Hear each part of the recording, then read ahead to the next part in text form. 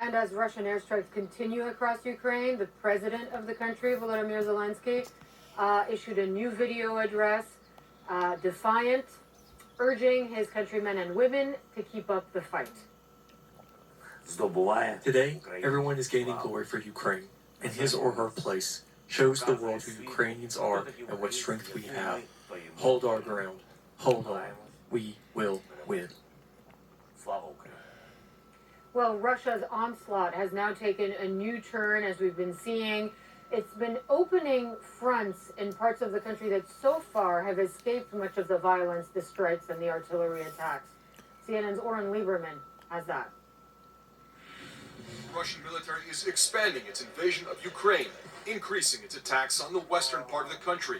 Fire and smoke seen in the aftermath of strikes on airfields near the Polish border. It's a scene that played out in cities all across the country as Russia unleashed a barrage of attacks in the early morning hours. In the central city of Dnipro, fire poured out of a destroyed factory, the rubble littering the ground, and another strike near a preschool and an apartment building.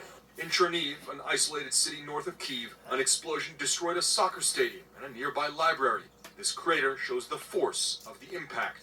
In Izium, a city near the border with Russia, a strike destroyed a home for the disabled, many of whom are elderly. And there's growing evidence that the town of Volnovakha in eastern Ukraine has fallen to Russian forces and their separatist allies. Russian troops are seen running through the decimated streets. Russia has falsely accused the U.S. of supporting experiments in Ukraine with biological and chemical weapons. Ukrainian President Volodymyr Zelensky says it's a sign that Russia itself intends to use such weapons. This makes me really worried because we've been repeatedly convinced if you want to know Russia's plans, look at what Russia accuses others of. President Joe Biden didn't go as far as drawing a red line on the use of chemical weapons by Russia, but he did issue this threat. I'm not going to speak about the intelligence, but Russia would pay a severe price if they use chemical weapons. The Russian advance is closing in on Kyiv. It is slow progress against a fierce Ukrainian resistance that has turned the capital city into a fortress. The Pentagon says one Russian approach to the city is about 10 miles outside the city's center. Satellite images show that the convoy of Russian tanks stalled outside Kyiv for days has now largely dispersed, but it's unclear what the movement means for the capital. Oren Lieberman, CNN at the Pentagon.